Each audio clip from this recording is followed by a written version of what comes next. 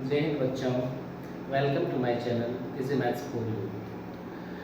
और आज हम क्लास 9 का जो पहला अध्याय है गणित का एनसीईआरटी बुक का संख्या पद्धति एक्सरसाइज 1.1 स्टार्ट कर रहा हूँ, क्योंकि इससे पहले बहुत तरह की संख्या के बारे में हम बता चुके हैं। ठीक है, अभी तक यदि उस वीडियो को नहीं देखे हैं तो जाकर उस वीडियो को देख लें, नहीं तो इस वीडियो के नीचे डिस्क्रिप्शन में उसका लिंक डाल देंगे, वहाँ से भी जा कर के देख सकते हैं। क्योंकि जब तक वो वीडियो नहीं देखिएगा तब तक ये चीज़ जो है समझ में नहीं आने वाला है कि परिमेय संख्या क्या है, पूर्ण संख्या क्या है, प्राकृत संख्या क्या है, क्योंकि बहुत तरह के संख्या के बारे में इसमें प्रयोग होने वाला है। तो चलिए सेशन को स्टार्ट करते हैं हम लोग। एक्सरसाइज 1.1। तो पहला प्रश्न है, क्या शून्य एक परिमेय संख्या है? क्या इसे आप p बटे q के रूप में लिख सकते हैं, जहां p और q पूर्णांक है और q 0 के बराबर नहीं है। चलिए हम लोग इसको हल करते हैं। प्रश्न संख्या 1, आंसर क्या हो जाएगा? हाँ, ठीक है, हाँ 0 को p बटे q के रूप में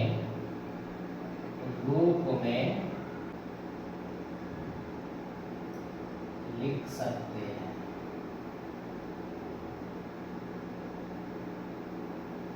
ठीक है, तो इसमें एग्जाम्पल दे देंगे हम कि 0 बटे 2, 0 बटे 3, 0 बटे 5 डॉट डॉट डॉट, यानी इस तरह से संख्या हम लोग लिख सकते हैं, क्योंकि p और q, p है मेरा अंश और q है हर, और बोला क्या गया है कि q 0 नहीं होना चाहिए।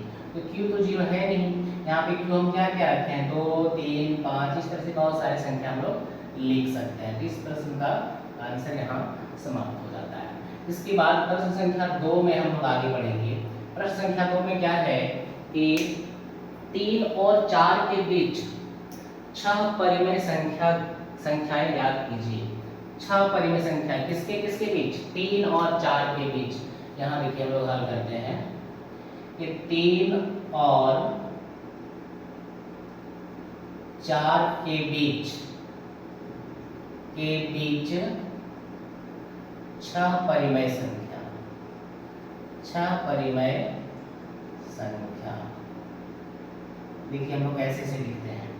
तो 6 परिमेय संख्या के बारे में जब बोला जाए ना, तो उससे एक बढ़ा करके हम दोनों संख्या में अंश और हर दोनों में हम गुना करेंगे। जैसे कि यहाँ पहला संख्या 3 है, 3 में हम लोग कितना गुना करेंगे? 6 से 1 बढ़ा करके, यानी कि 6 परिमेय संख्या हम लगे हैं तो 6 से 1 बढ़ा देंगे, यानी कि 7 से हम ऊपर और 7 से नीचे, यानी अंश में 7 से और हर में भी 7 से गुना कर देंगे। कितना हो जाएगा? 7 तिया 21 बटे 7।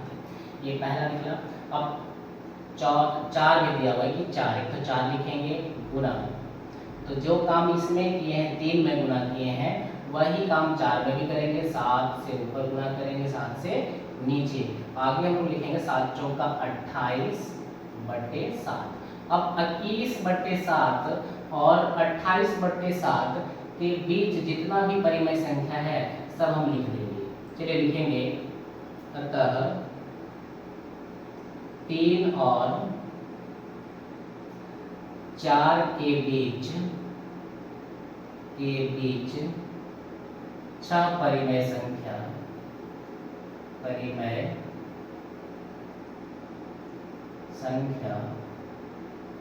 कैसे लिखेंगे? 21 बटे 7 है ना, आगे बढ़ाते जाएंगे, उससे एक बढ़ा करके लिखेंगे हम। 22 बटे 7, 23 बटे 7, 24 बटे 7, 25 बटे 7, 26 बटे 7 और अंतिम हो जाएगा 27 बटे 7। तो ये निकला 6 परिमेय संख्या। किसके किसके बीच? 3 और 4 के बीच। तो हम क्या प्रोसेस लगाएंगे? 21 बटे 7 जो है और 28 बटे 7, ये पहले दोनों को निकाल लिए। अब 21 से हम आगे बढ़ा करके और 28 से पहले, 21 से आगे और 28 से पहले जो भी संख्याएं हैं उस संख्या को हम लोग लिख दिए हैं। तो ये निकल गया है 6 परिमेय संख्या। तो इसी तरह से प्रश्न संख्या 3 को हम लोग आगे बनाएंगे कि 3/5 और 4/5 के बीच 5 परिमेय संख्या ज्ञात कीजिए।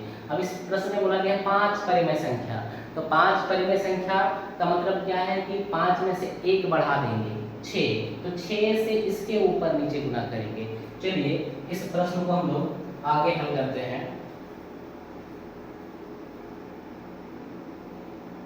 प्रश्न संख्या 3/5 और 4/5 के बीच 5 परिमेय संख्या। यहाँ पर लिखेंगे हम 3/5 और 4/5 के बीच 5 परिमेय संख्या। कितना परिमेय संख्या? 5 परिमेय संख्या।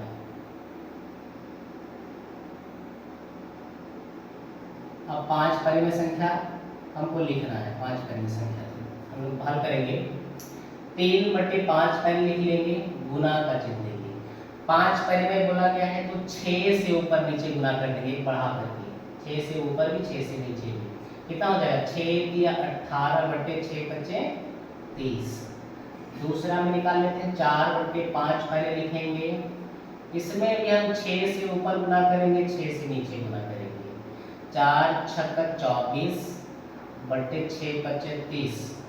अब 18 और 24 के बीच जितना भी परिमेय संख्या है सबको लिख देंगे। अतः 3/5 और 4/5 के बीच 5 परिमेय संख्या। क्या क्या आएगा? 19/30, 20/30, 21/30, 22/30, 23/30 और एक आता है 24। तो 24 तो है ही यहाँ पे, हमको उसको लिखना नहीं है, तो इस प्रश्न का आंसर यहाँ हम लोग हल कर लिए हैं।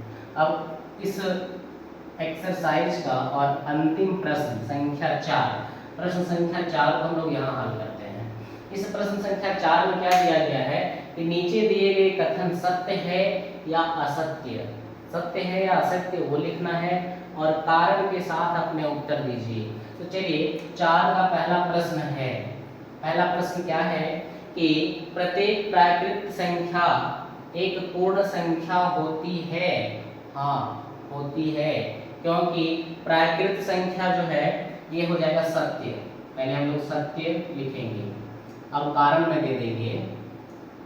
कारण में हम लोग लिख सकते हैं कि प्राकृत संख्या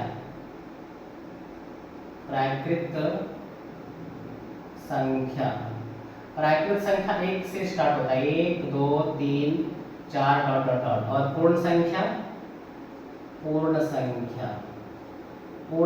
0 से 0 1 2 3 4।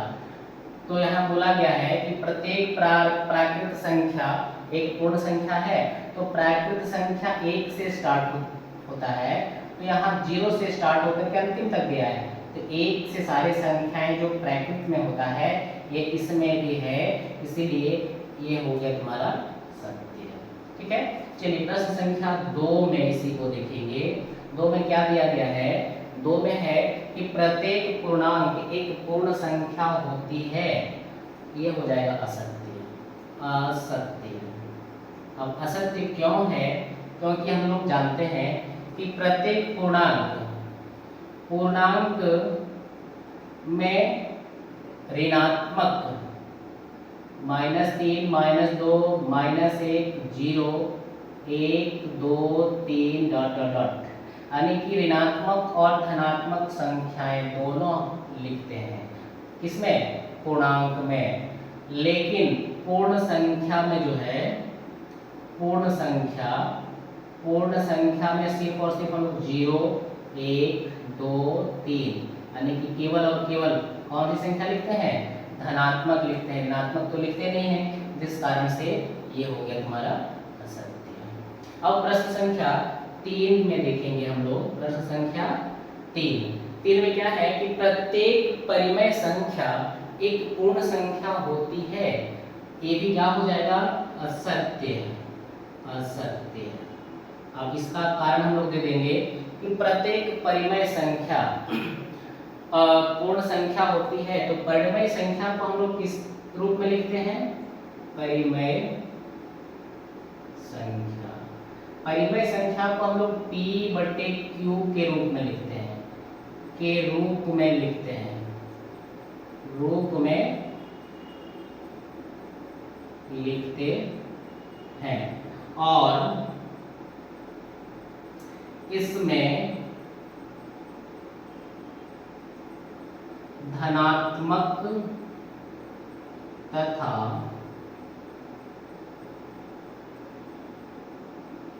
ऋणात्मक, धनात्मक और ऋणात्मक संख्या, धनात्मक और ऋणात्मक संख्या दोनों पाए जाते हैं, जबकि